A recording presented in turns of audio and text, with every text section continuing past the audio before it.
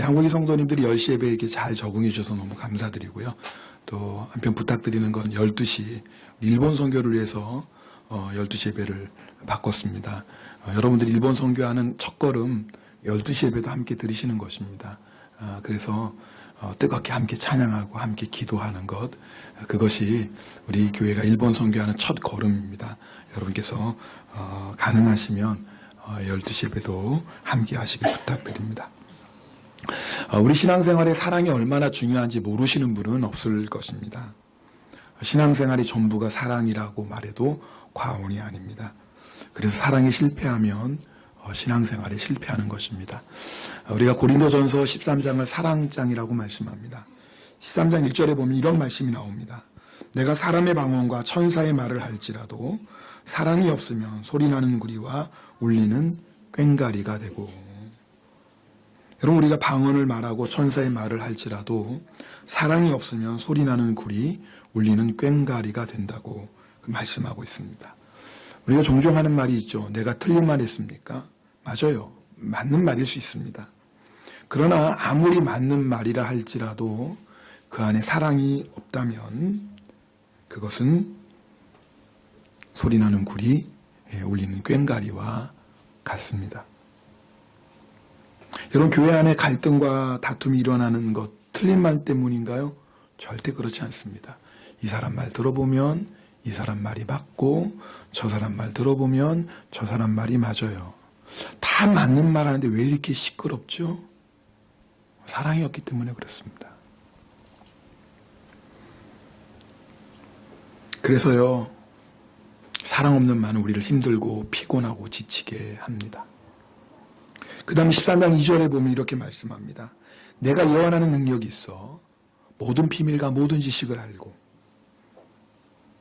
또 산을 옮길 만한, 대단한 거 아니에요? 산을 옮길 만한 모든 믿음이 있을지라도 사랑이 없으면 내가 아무것도 아니에요. 만약 우리 가운데 예언하는 능력이 있고 모든 비밀, 모든 지식을 아는 사람, 거기다가 세상에 산을 옮기는 기적을 행하는 그런 믿음이 있는 사람이 있다면 아마 우리 모든 사람이 우러러볼 거예요. 대단하다 그럴 거예요. 그럼 성경은 말씀합니다. 사랑이 그거보다 더 중요하다고. 사랑이 없다면 그 지식, 그 예언, 그 능력 아무것도 아니라고 말씀합니다. 3절에 이렇게 말씀합니다. 저 혼자 읽으니까 좀 그렇죠? 같이 읽을까요? 자, 시작. 내가 내게 있는 모든 것으로 구제하고 또 내 몸을 불사르게 내줄지라도 사랑이 없으면 내게 아무 유익이 없느니라. 내가 가지고 있는 모든 것 다 나누어 주는 것 훌륭한 일입니다. 그러나 그 동기가 사랑이 아니라면 아무 유익이 없어요. 내 몸을 불사르게 내어줍니다. 그러나 그 동기가 사랑이 아니라면 아무 유익이 없다고 말씀합니다. 하물며 우리가 사랑 없이 드리는 예배, 사랑 없이 드리는 헌금, 사랑 없는 봉사와 섬김이 무슨 유익이 있겠습니까? 여러분, 오늘 말씀 잘 들어보세요. 우리가 그렇게 예배를 열심히 드리고 열심히 신앙생활하고 그러면서도 기쁨이 없는 이유, 봉사하면서도 불평하고 섬기고 나서 시험에 드는 이유가 뭔 줄 아세요? 사랑으로 하지 않기 때문에 그렇습니다. 사랑이 이렇게 중요한데 우리는 사랑에 실패하는 것에 대해서 심각하게 생각하지 않습니다. 사랑? 못할 수 있지 뭐. 그런 사람을 어떻게 사랑해? 사랑에 실패하면 안 되는 결정적인 이유는 사랑이 모든 율법의 완성이기 때문에 그렇습니다. 우리 주님은 율법을 폐하러 온 것이 아니라 완성하러 오셨다고 분명히 말씀하셨습니다. 그럼 모든 율법을 완성하는 유일한 길이 뭐예요? 사랑입니다. 한 율법자가 예수님께 묻습니다. 선생님, 율법 중에 어느 계명이 큽니까? 그때 예수님께서 주저하지 않고 이렇게 말씀하세요. 이 말씀 우리 같이 읽겠습니다. 네, 마태복음 22장 37절부터 39절까지의 말씀입니다. 네, 읽겠습니다. 예수께서 이르시되 내 마음을 다하고 목숨을 다하고 뜻을 다하여 주 너의 하나님을 사랑하라 하셨으니 이것이 크고 첫째 되는 계명이요 둘째도 그와 같으니 내 이웃을 내 자신같이 사랑하라 하셨으니 이 두 계명이 온 율법과 선지자의 강령이니라. 여러분, 이 현대인의 성경을 보면 마지막 40절 말씀을 이렇게 표현하고 있습니다. 모든 율법과 예언자들의 가르침은 이 두 계명에서 나왔다. 그러니까 성경에 기록된 모든 말씀이 어디서 나왔다고요? 하나님을 사랑하고 이웃을 사랑. 여기서 다 나온 거예요. 그러니까 사랑에 실패하면 나머지는 볼 것도 없어요. 첫 단추 잘못 끼우면 나머지 끝은 안 봐도 뻔해요. 내가 아무리 신앙생활 열심히 해도 사랑에 실패하면 나머지 신앙생활 볼 것도 없어요. 왜냐하면 모든 계명은 어디서 나왔어요? 하나님을 사랑하고 이웃을 사랑하는 이 계명에서 나왔기 때문에 그래요. 그러면 우리가 아무리 신앙생활을 열심히 한다고 해도 사랑에 실패하면 주님이 인정하시지 않습니다. 사실 우리에게 있어서 이것보다 두려운 일이 어디 있겠어요? 우리 주님께서 인정하시지 않는 믿음. 그러나 실제로 그런 일이 일어날 수 있다고 예수님께서 직접 말씀하십니다. 마태복음 7장 22절부터 23절 말씀 우리 함께 읽겠습니다. 그날에 많은 사람이 나더러 이르되 주여 주여 우리가 주의 이름으로 선지자 노릇하며 주의 이름으로 귀신을 쫓아내며 주의 이름으로 많은 권능을 행하지 아니하였는가 하리니 그때 내가 그들에게 밝히 말하되 내가 너희를 도무지 알지 못하니 불법을 행하는 자들아 내게서 떠나가라 하리라. 우리에게 있어서 제일 무서운 건 뭐냐면 내가 너희를 도무지 알지 못한다. 선지자 노릇, 귀신을 쫓아낸 것, 능력을 행한 것 다 중요해요. 근데 가장 중요한 건 뭐냐면 주님께서 인정하시는 믿음이에요. 근데 주님께서 뭐예요? 귀신도 쫓아내고 주님의 이름으로 귀신도 쫓아내고 주님의 이름으로 기적도 했는데 주님이 모른다고 그러시는 거예요. 내게서 떠나가라 그러시는 거예요. 이유가 뭡니까? 불법을 행했다라는 거예요. 여기 불법을 행했다는 건 뭘까요? 법은 하나님의 말씀입니다. 불법은 뭐예요? 하나님의 말씀이 아닌 거예요. 그러니까 이들이 아니 귀신 쫓아내는 거 잘했잖아요. 예수님 이름으로 귀신 쫓아냈으니까. 예수님의 이름으로 병 고치고 예수님으로 기적 행했으니 얼마나 잘한 일이에요. 근데 왜 이것이 불법입니까? 왜 하나님의 법이 아닙니까? 앞에서 말씀드렸죠. 모든 계명은 어디서 나왔다고요? 사랑에서 나왔어요. 그래서 사랑에 실패하면 예수님의 이름으로 귀신을 쫓아내고 병을 고치고 기적을 해도 아무 소용이 없다. 고린도서 14장 말씀 그대로입니다. 오늘 여러분 제가 이 서두에 이 말씀을 드리는 이유는 사랑이 우리 신앙생활 가운데 일부가 아니라는 겁니다. 우리 신앙생활의 전부라는 겁니다. 이것을 여러분이 깨달으셔야 돼요. 사랑 못하면 어때? 나는 열심히 봉사하니까 괜찮지? 사랑 못하면 어때? 나는 헌금 많이 하니까 괜찮지? 사랑 못하면 어때? 나 성경 많이 읽으니까 괜찮지? 사랑 못하면 어때? 새벽기도 열심히 나오는데 아니요? 아니에요. 그런 거 다 귀한 일이에요. 너무나 중요한 일이에요. 우리가 꼭 해야 될 일이에요. 그러나 사랑이 없다면 아무 소용이 없습니다. 여러분 요한복음 15장 1절부터 11절까지는요. 예수님과의 연합에 대해서 말씀합니다. 주제가 그거예요. 예수님은 포도나무고 우리는 가지예요. 그래서 요한복음 15장 1절에서 11절은 예수님과 우리는 포도나무와 가지의 관계이기 때문에 예수님께 연합해야 된다는 것이 15장 1절에서 11절까지의 주제입니다.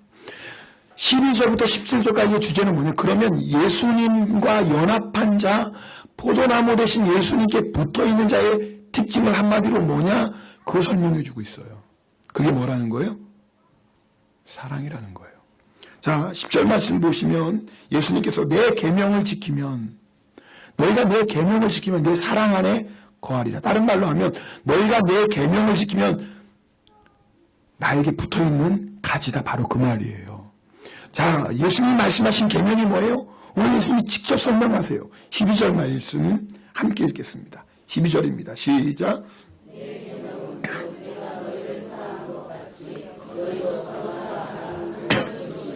아멘. 오늘 여러분 주무시면 안 돼요. 주무셔도 제가 큰 소리로 깨울 수도 없어요. 목이 잠겨가지고. 그죠? 근데 또 목이 잠겨도 들을만 하시죠? 성가대만 하면. 성가대 밥 두 그릇 먹어서 너무 이쁘잖아요. 네. 여러분, 우리가 항상 기억해야 될 게 있습니다. 주님의 사랑 안에 거하는 것이 뭐냐면 서로 사랑하는 거예요. 왜냐하면 주님이 뭐예요? 사랑이시기 때문에 그래요. 그러니까 우리가 주님과 연합한 자가 되기 위해서는 반드시 뭐예요?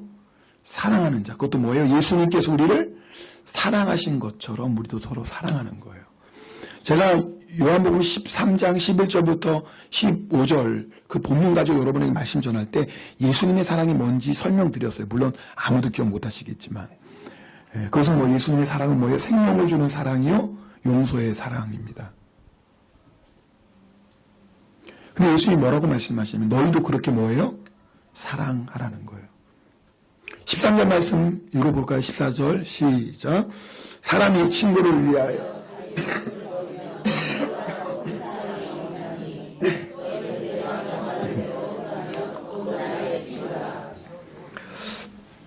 예수님은 우리를 사랑하셔서 목숨을 버리셨어요. 예수님이 뭐라고 말씀하세요? 너희도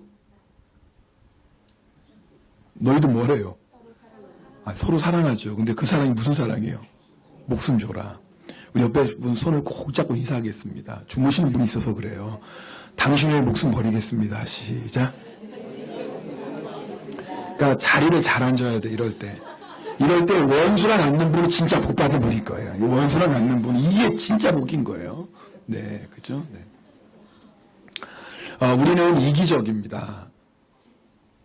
인정하십니까? 인정 안 되는 분은 약도 없어요. 우리는 자기중심적입니다. 우리는 누군가를 위해 희생하는 것을 두려워합니다. 손해보면 못 견딥니다. 조금이라도 더 얻어야 만족합니다. 심지어 부부관계도 그래요. 왜 부부싸움이에요? 나는 당신을 위해 이렇게 희생했는데 당신이 나를 위해 해준 게 뭐냐 그 말이에요. 왜 나만 죄송합니다. 사투리가 나와서 왜 나만 희생해야 되냐는 것입니다. 어쩌을까요? 사투리가 나와버렸어요. 여러분 사랑하는 부부관계도 이렇다면 다른 관계는 볼 것도 없죠. 예수님의 제자들도 그랬어요. 예수님이 최후의 만찬 자리에서 제자들이 뭐 하는 줄 아세요? 3년 동안 그렇게 예수님 따라다니고 훈련받는 제자들이 누가 높으냐 그거 가지고 서로 논쟁하고 있었어요. 근데 예수님은 어떻게 하십니까? 조용히 일어나서 겉옷을 벗으시고 수건을 허리에 두르시고 제자들의 발을 씻겨주십니다. 제자들은 충격이었죠. 여러분 말씀드린 것처럼 발을 씻는 건 종 중에서도 가장 하찮은 종이 했던 일이에요. 자식이 부모를 아무리 공경해도 발은 절대 씻지 않았어요.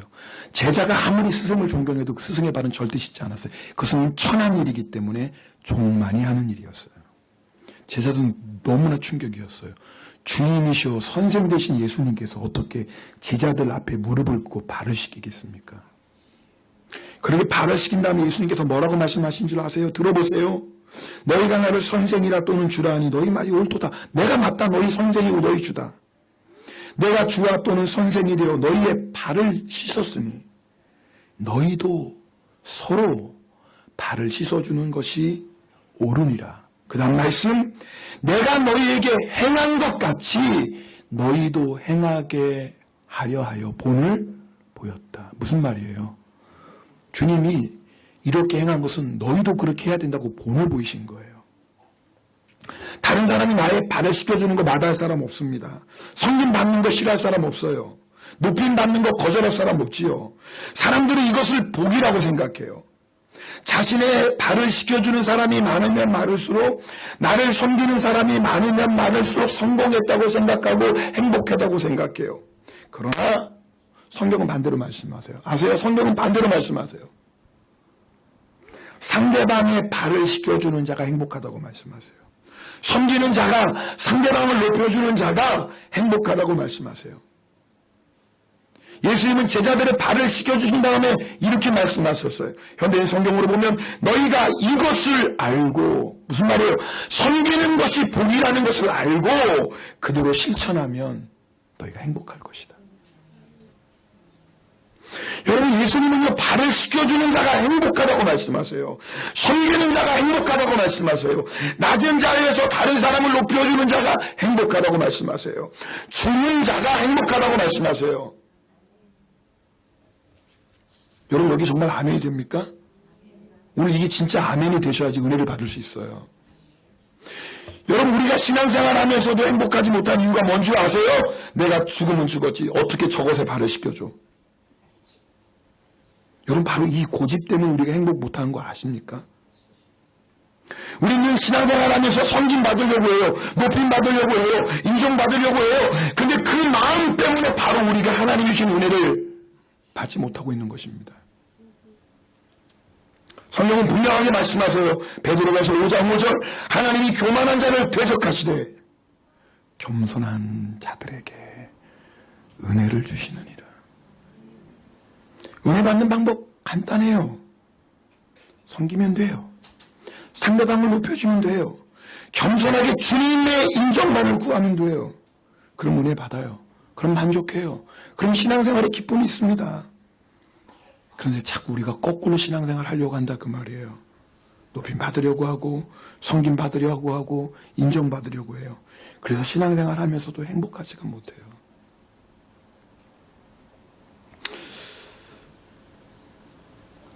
행복 중에 가장 큰 행복이 뭔지 아세요? 친구를 위해 자기 목숨을 버리는 거예요. 여러분, 예수님이 우리를 얼마나 사랑하셨냐면 죽기까지 우리를 사랑하셨어요. 그렇게 우리를 사랑하신 예수님께서 친구를 위해 너희 목숨을 버려라고 말씀하신 것은 우리의 행복을 위해서겠어요? 우리가 불행해지기를 원하셔서 그래서요. 그럼 여러분, 너무나 간단한 질문 같지만 한번 진지하게 생각해 보세요. 반대로 마귀가 도둑질하고 죽이고 멸망시키는 마귀가 우리에게 야, 왜 내가 죽어야 돼? 왜 너만 손해봐야 돼? 왜 네가 섬겨야 돼? 왜 바보같이 너만 당해? 그러지 마 라고 속삭인다면 그것은 우리의 행복을 위한 것이겠어요? 우리의 멸망을 위한 것이겠어요? 네, 여러분, 정말 유치한 질문일 수도 있지만 성도들이 그런데 이 너무나 간단한 진리를 자꾸 거꾸로 생각하고 살아가요. 오늘 우리에게 분명한 믿음이 있어야 돼요. 섬길 때, 줄 때, 낮아질 때, 다른 사람의 발을 씹힐 때, 심지어는 나의 목숨을 내어줄 때 참된 행복과 만족이 있다는 것을 여러분이 믿으셔야 돼요.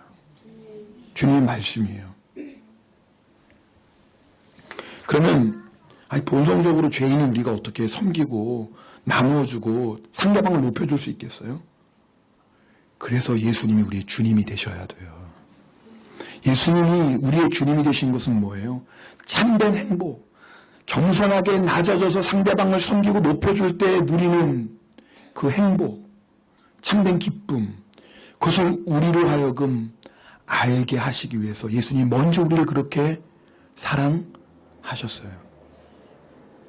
여러분, 우리는요, 이 사랑을 몰라요. 우리가 흔히 그러잖아요. 자녀들에게 잘 되라고 말합니다. 근데 자녀들은 그걸 뭘로 들어요? 잔소리 들고. 우리가 하는 말이 있어요. 야, 너도 뭐예요? 애 낳아봐.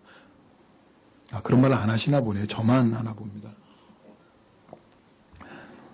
하도 그냥 엄마 말 안 들어가지고 니네가 시집 가가지고 딸 낳아봐. 니네 뭐 엄마보다 더 잘할 줄 알아. 이것들이 아주 그냥 제가 그런 말을 해요. 근데 어쩔 수 없어요. 자녀들은 몰라요. 그 사랑을 몰라요. 머리는 알 수 있지만 자기가 직접 그 사랑을 경험하지 않으면 몰라요. 근데 자식 나보면 아는 거예요. 똑같아요. 우리가 어떻게 다른 사람에게 생명을 주기까지 사랑을 우리가 어떻게 합니까? 그런 사랑을 우리는 몰라요. 받아본 적이 없으니까. 그래서 예수님께서 우리를 위해서 먼저 죽으셨어요. 죄인된 우리를 위해서. 아무 조건이 없어요. 자격이 없어요. 그냥 예수님이 우리를 사랑하셨어요. 이유가 없어요. 우리를 죄인된 우리를 사랑하셔서 우리를 위해 죽으셨어요. 그 예수님의 죽으심으로 인하여 우리는 십자가의 사랑을 알게 됩니다. 여러분, 그 사랑을 체험한 자는 그렇게 사랑할 수가 있습니다. 할렐루야. 이게 복음이에요. 여러분, 이게 복음인 거예요. 나밖에 몰랐던 나. 그저 내 새끼밖에 몰랐던 나. 그런 내가 예수님의 십자가의 사랑을 알게 되었어요. 그리고 깨달았네요. 주는 것이 더 복되다라는 것. 섬김 받는 것보다 섬기는 것이 더 복되다는 것. 다른 사람이 나의 발을 씻기는 것보다 내가 그의 발을 씻겨주는 것이 더 복되다는 것을 깨달았어요. 이걸 깨달은 게 바로 우리 마음에 천국이 임한 거예요. 여러분 아세요? 이 마음 품으면요 행복해요. 상대방이 뭐라고 오해하고 상대방이 뭐라고 여러분 해도 상관없어. 왜요? 이 놀라운 은혜, 이 놀라운 비밀을 알았는데 내 마음에 천국이 임했는데, 더 놀라운 건요, 우리 안에 임한 천국은 겨자씨와 같아요. 처음에 별거 아닌 것 같아요. 그러나 우리가 그 말씀을 순종하며 살기 시작하면 이 겨자씨는 큰 나무가 되었어요. 나로 말미암아 수많은 사람들이 그리스도의 십자가의 사랑을 통해서 참된 행복을 발견하게 됩니다. 그것이 우리를 향한 하나님의 계획이에요. 여기서 말씀하고 있는 친구는요, 믿음의 형제자매를 얘기합니다. 친구를 위하여 자기 목숨을 버리는 자, 여기서 말하는 친구는요, 예수 그리스도를 믿는 믿음의 형제자매를 말합니다. 저는 이 설교를 준비하다가 오늘 본문 포도나무 되신 예수님과 가지된 우리가 어떻게 사랑의 관계, 다른 말로 하면 우리는 다 지금 포도나무 되신 예수님께 붙어있는 가지잖아요. 그럼 포도나무에 붙어있는 가지된 우리가 어떻게 서로를 사랑하는 것이 성경이 말하는 예수님의 사랑인지를 여러분 좀 설명하려고 해요. 제가 이재철 목사님의 책을 읽다가 너무 감동을 받았어요. 어쩜 이렇게 이 관계를 이렇게 감동적으로 설명할 수 있을까? 여러분에게 그대로 읽어드릴게요. 한번 들어보세요.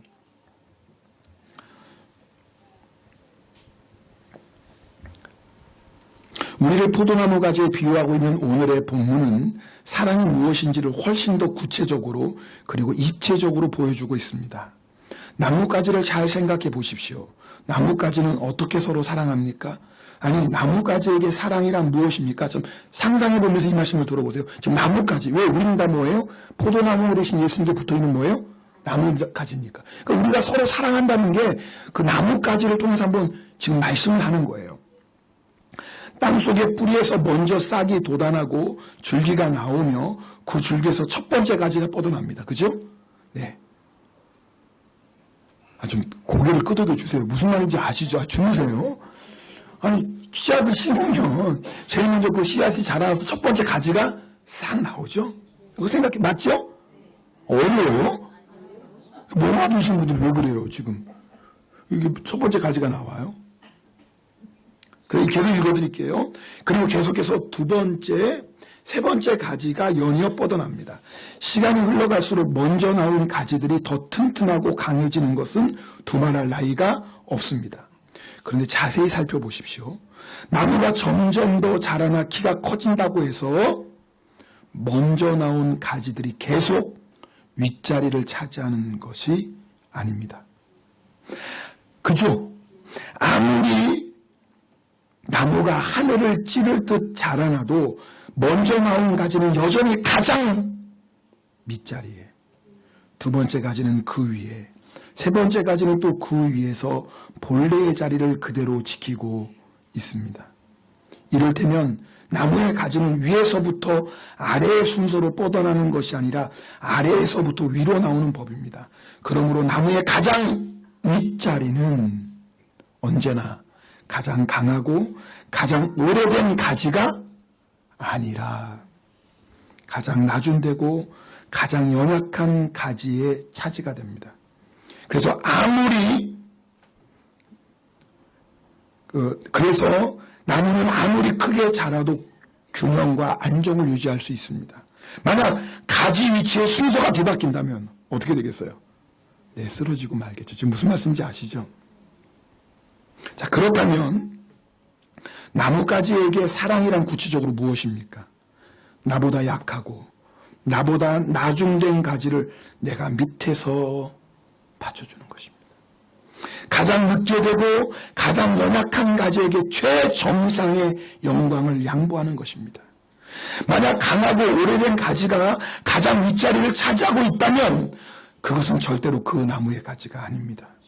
그 나무의 진짜 가지라면 그런 짓을 할 리가 없습니다.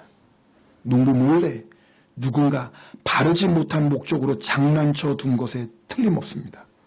그래서 그와 같은 가지는 꺾어서 불살라버린다고 본문이 말합니다. 그대로 내버려두면 나무 전체가 해를 입을 것이기 때문입니다. 교회 공동체의 일원으로 그리스도인들이 서로 행하여야 할 사랑이 바로 이것입니다. 좋은 교회란 누구든 새로 들어오는 교인이 오래된 교인들로부터 진정으로 존중과 높임을 받고 소신껏 봉사할 수 있는 교회입니다. 왜 그렇습니까? 정말 주님을 주인으로 모신 진짜 주님의 교회, 진정 주님의 가지된 참된 그리스도인들만 그 일을 행할 수 있기 때문입니다. 세상은 절대 안 그래요. 세상은 누가 망해요? 먼저 온 사람. 맞아요, 틀려요? 그럼요. 먼저 된 사람. 그게 세상의 원리예요. 오래된 사람, 터줏대감. 그게 왕이에요. 세상은 그래요. 그런데 주님의 원리는 거꾸로예요. 나무의 원리예요. 먼저 나온 가지는 뭐예요? 항상 가장 밑에서 받쳐줘요. 그래서 새로운 가지가 항상 가장 위의 자리. 그러나 그 가지로 강강 위의 자리에 있을 수가 없어요. 왜요? 시간이 지나면 뭐예요? 항상 그 맨 위의 자리를 또 연약한 자에게 뭐예요? 내어주는 거예요. 그러면서 나무는 뻗어나가고 뻗어나가는 거예요. 만약 거꾸로 된다면 나무는 죽습니다. 여러분, 이 말씀이 무슨 말씀인지 아시죠?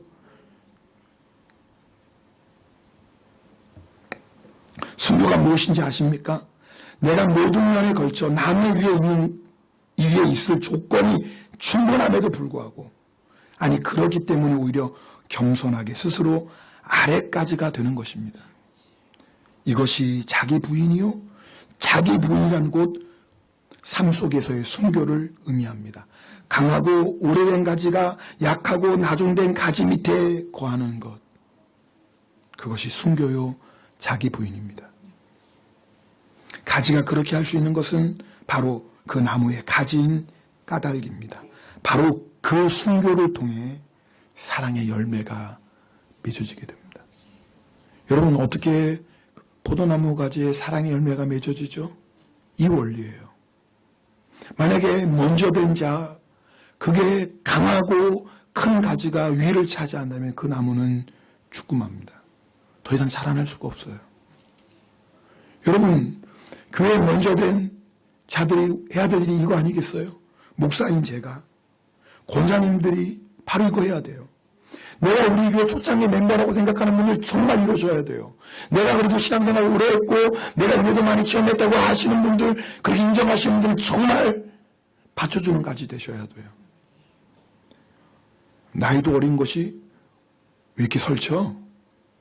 언제 들어왔다고 저렇게 설쳐? 그건요, 주님의 가지 아니에요. 연세 드신 분들은 젊은 사람들이 일할수록 마음껏 격려해 줘야 돼요. 왜 아멘을 안 하시나?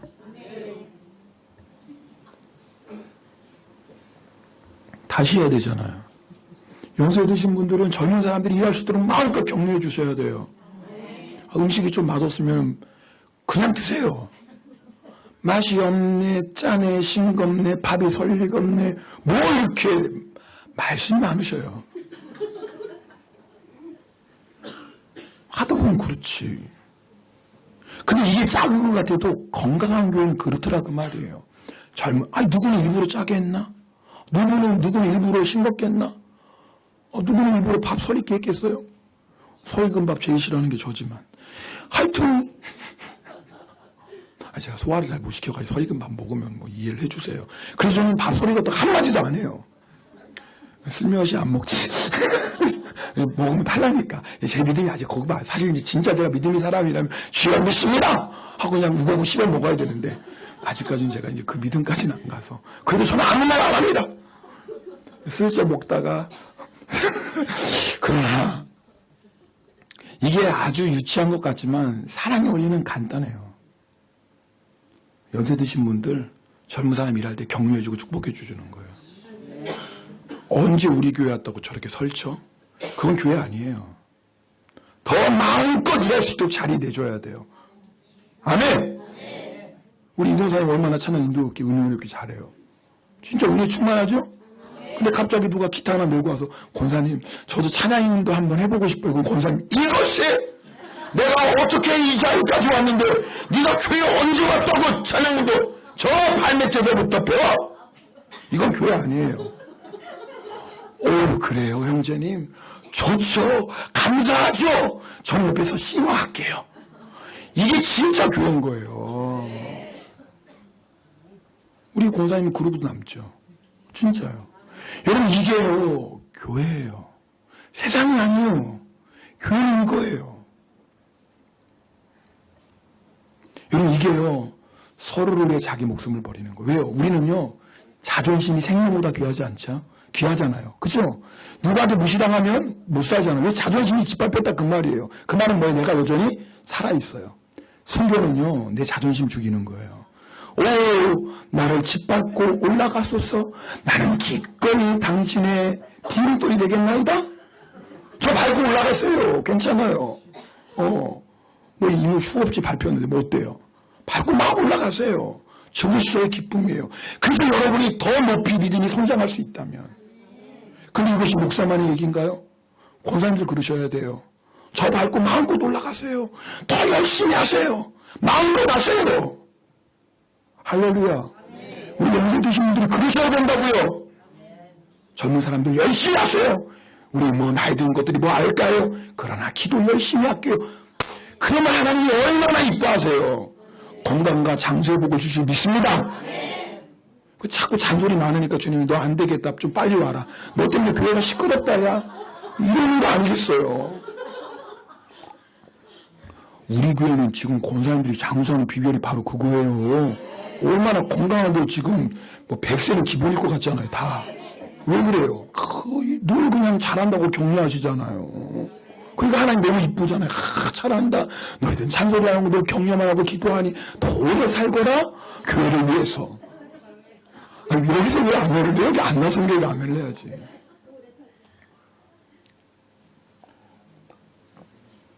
그것이 교회입니다. 그게 내가 목숨을 버려 사랑하는 겁니다. 우리가 친구를 위해 죽을 때 놀라운 것은 예수님께서 우리를 친구라 불러주신다고 그랬어요. 오늘 14절 말씀 함께 다시 한번 읽겠습니다. 14절입니다.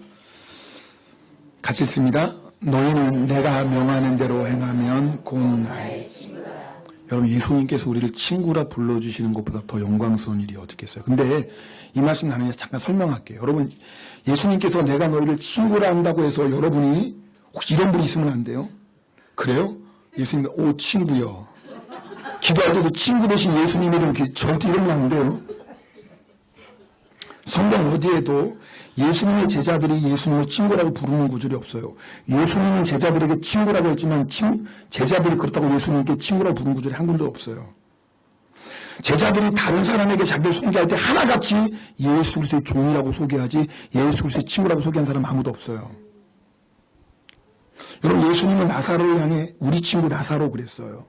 이 말의 뜻이 뭐냐면 친밀함의 표현이고요. 그리고 아주 사랑하신다는 표현이에요. 그래서 우리가 신앙적인 시에서 예수님을 친구라고 종종 표현할 경우가 있어요. 이건 뭐예요? 친밀함의 표시요, 깊은 사랑의 표시예요. 성경에 보면 후세를 다윗의 친구라고 얘기해요. 후세는 누군지 알죠? 구약성경 후세는 다윗의 친구라. 성경에 이렇게 되고 다윗도 후세에게 아마 친구로 부를지 몰라요. 근데 후세가 다윗에게 뭐라고 불러요? 친구 그럽니까? 아니요. 왕이요. 나의 주여 부르는 거예요. 아니, 인간의 왕에게도 아무리 왕이 친구라고 불러도 왕으로 부르는데 만왕의 왕 계신 예수님께 우리가 어떻게 친구라고 부릅니까? 이 말씀은 뭐냐면 주님이 우리를 그렇게 특별하게 대우하시겠다 그 말이에요. 그럼 주님이 우리를 종왕이라고 친구라고 부르시면서 친구로서 특별히 대우하신 대우가 뭐냐면 15절 말씀이에요. 15절 말씀 우리 함께 읽겠습니다. 15절 시작. 이제부터는 너희를 종이라 하지 아니하리니 종은 주인이 하는 것을 알지 못합니다. 계속 읽으세요. 시작.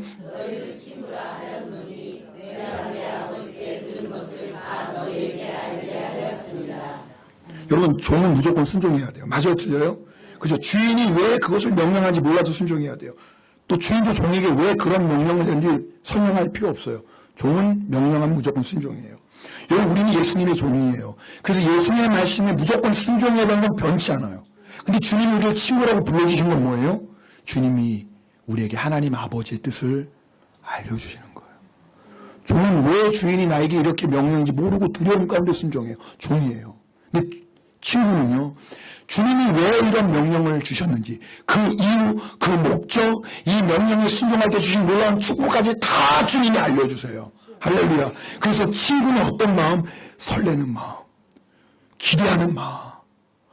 내가 이 명령에 순종할 때 주신 놀라운 축복을 바라보며 기쁨으로 순종합니다. 이것이 종과 친구의 차이인 거예요. 친구의 또 다른 축복이 또 하나 있습니다. 오늘 말씀 16절 읽어볼까요? 16절 시작. 너희가 나를 택한 것이 아니요 내가 너희를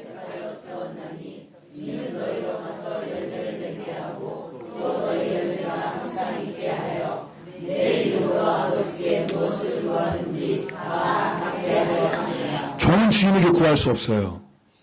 그렇죠? 근데 친구는 구할 수 있어요. 여러분, 우리는 주님의 종이지만 동시에 주님께서 친구라고 불러주신다는 것은 우리가 주님의 이름으로 무엇이든지 구할 수 있어요. 놀라운 것, 우리가 무엇을 구하든지 다 응답해 주신대요. 또 이것도 오해하지 마세요. 내 욕심 따라 정욕 따라 그럼 다 주시겠지? 그런 게 아니에요. 생각해 보세요. 아니, 자기 생명을 버려 사랑하기까지 하는 예수님의 제자가 어떻게 자신의 욕심을 위해서 구할 수 있겠어요? 아니, 그 마음이 예수님으로 충만한 자가 어떻게 세상 정욕을 구할 수 있겠어요? 그가 구하는 것은 다 뭐예요? 하나님의 나라와 의일 수밖에 없고, 그가 구하는 것은 다 하나님의 마음에 합당한 것일 수밖에 없는 거예요. 그러니까 하나님이 다 응답해 주시는 거예요. 그런 축복이 있기를 원합니다. 좀 다른 말씀 같지만 여러분, 우리가 기도를 그렇게 열심히 하면서도 기도에 응답이 없는 이유 가운데 하나는 뭐예요? 사랑에 실패하면 기도에 응답이 없습니다. 네. 오늘 결론을 내리면서 여러분, 이 말씀 들은 가운데 그럼 나는 예수님의 친구 아니겠네. 나는 사랑도 못하고 예수님 말씀 순종도 못하고 그렇지, 내가 무슨 예수님의 친구야. 내가 나를 봐도 이렇게 참 실망스럽고 부족한 게 많은데, 혹시 그런 마음이 드시는 분이 있다면 오늘 말씀 잘못 들으신 거예요. 예수님을 진정 믿는 자들은요, 예수님의 친구예요. 왜 그런 줄 아세요? 요한복음 14장 26절 이렇게 말씀하세요. 보혜사 곧 아버지께서 내 이름으로 보내실 성령, 그가 너희에게 모든 것을 가르치고 내가 너희에게 말한 모든 것을 생각나게 하리라. 요한복음 15장 15절에 준 축복과 똑같은 거예요. 예수님은 친구에게 뭐예요? 아버지의 모든 것을 다 알려주세요. 친구니까. 자, 성령이 임하면 성령께서 하시는 일이 뭐예요? 아버지의 모든 것을 다 가르쳐주세요. 자, 그러니까 성령 받은 자는 다 누구예요? 예수님의 친구라. 우리 친구가 아니에요. 아니, 성령 받은 자는 다 예수님이 뭐예요? 친구예요. 왜 보혜사 성령이 우리에게 오신 이유는 뭐예요? 아버지의 모든 것을 다 가르쳐 주시고 알게 하시니까. 그러니까 예수 믿고 예수 믿는 자는 성령의 선물 받잖아요. 그럼 우리는 뭐예요? 친구인 거예요. 단 정말 예수님의 친구다운 친구. 예수님의 말씀에 순종하여 친구를 위해 자기 목숨을 버리는, 섬기고 나누어주고 베푸는 그런 친구다운 친구가 있는 것이고, 예수님이 친구라고 불러주시는데도 여전히 자기밖에 모르고 여전히 고집스럽게 살아가는 친구답지 않은 친구가 있을 뿐이죠. 우리는 다 친구예요. 여러분, 예수님께서 우리를 친구라고 불러주시는 영광을 아세요? 우리 때문에 욕먹을 각오하시는 거예요. 이걸 아세요? 주인은 종에게 배신당할 이유가 없어요. 버리면 돼요. 친구는 그럴 수가 없어요. 주님이 우리를 친구라고 불러주시는 건 배신당할 걸 알면서도 친구라고 불러주시는 거예요. 여러분 아세요? 가룟 유다가 예수님을 배신하러 나갈 때 예수님께서 배신하고 나간 가룟 유다가 대제사장과 그 다음에 장로들이 보는 군사들이 이끌고 와요. 그리고 예수님께 어떻게 합니까? 입 맞춰요. 그때 예수님께서 그 가룟 유다를 보고 뭐라고 말씀하신 줄 아세요? 친구요. 친구요. 예수님은요, 배신당할 각오하시고 친구로 불러주시는 거예요. 여러분, 이 은혜를 아십니까? 이 사랑을 아세요? 우리를 친구라고 불러주신, 우리 때문에 욕먹을 거 각오하시고, 심지어 우리에게 배신당할 것조차도 각오하시고, 나 같은 자를 친구라고 불러주시는 주님의 은혜. 이미 우리가 그 은혜를 다 받고 있어요. 오늘 성찬식이 바로 그 시간 아닙니까? 오늘 여러분 성찬식을 통해서 우리는 예수님의 몸을 먹고 예수님의 피를 마십니다. 여러분, 내 입에 들어오는 떡, 내 입에 들어오는 포도주 어떻게 부인하겠어요? 부인할 수 없어요. 똑같아요. 내 안에 계신 예수 그리스도, 내 안에 계신 성령님 부인할 수 없어요. 오늘 성찬식이 바로 그 시간이에요. 내 안에 예수님 있는 게 분명하구나. 내 안에 성령님이 계신 것이 분명하구나. 주님이 나를 사랑하는 것이 너무나 분명하구나. 나 같은 자를 주님이 사랑하시는구나. 나 같은 죄인을 위해서 주님이 십자가에서 죽으셨구나. 맞네. 정말 주님이 나 사랑하시네. 성찬식이에요. 그럼 성찬식은 그걸로 끝나는 거 아니에요. 한 가지가 더 있지요. 주님이 나 같은 죄인을 사랑하셨는데 주님 나도 그렇게 사랑하게 하소서. 그게 성찬식이에요. 물론 우리 힘으로는 사랑 못하죠. 우리 힘으로는 원수를 둘째치고 나에게 작은 허물과 실수 있는 자도 용서 못해요. 근데 어떻게 용서하고 사랑합니까? 우리 안에 누가 있으니까? 예수님이 있으니까. 예수님이 있으니까. 내 안에 예수 그리스도의 십자가의 사랑이 있기 때문에요. 우리도 내 생명을 내어주기까지 사랑할 수 있는 거예요. 우리에게 필요한 건 뭔 줄 아세요? 생명 버려 사랑하는 것이 축복인 것을 진짜 믿는 겁니다. 받는 것보다 주는 게 복이 있다고 진짜 믿는 거예요. 섬김 받는 것보다 섬기는 게 진짜 복이라는 걸 믿는 거예요. 다른 사람이 내 발을 씻어주는 게 복이 아니라 내가 다른 사람의 발을 씻어주는 게 복이라는 걸 믿는 거예요. 내가 다른 사람 밟고 올라서는 게 복이 아니라 나를 밟고 올라가세요. 나는 기꺼이 당신을 바쳐드리겠습니다. 이게 참된 축복이라는 것을 믿는 것이에요. 여러분 정말 믿으시길 축복합니다. 그리고 이 믿음대로 살기를 기도하십시다. 우리 오늘 함께 찬송하고 기도하실 텐데요. 우리 피난처 되시는 이권사님 찬송 같이 해주시고요. 저는 이 후렴 부분에 보시면요. 주님의 임재 그분 보세요. 이 가사가요. 제 마음이 요즘 계속 울려요. 우리처럼 완악한 사람이 어디 있어요. 우리처럼 제가 우리라고 그랬어요. 기분 나빠하지 마세요. 여러분이라고 안 그랬어요. 우리라고 그랬어요. 저도 그러니까. 우리처럼 완악한 자가 어디 있어요. 우리처럼 고집 센 자가 어디 있어요. 그런데요. 이게 우리 힘으로는 안 무너져요. 이 완악함, 이 고집이, 이 교만함이 안 끼워져요. 방법은 하나예요. 주님이 임재하시면 돼요. 주님이 임재하시면 온 땅이 흔들려요. 할렐루야. 주님이 이 시간에 우리 마음에 임하시면 교만하고 고집 세고 완악했던 나를 흔들어 주셔서 주님이 교만, 이 완악함, 이 고집 다 깨워주시고 할렐루야. 그럴 때 우리가 기도하면 하늘의 문을 열어주신다고 그랬어요. 오늘 이 찬송 할 때 주님 내 마음에 임해주세요. 주님 우리 교회 안에 임해주세요.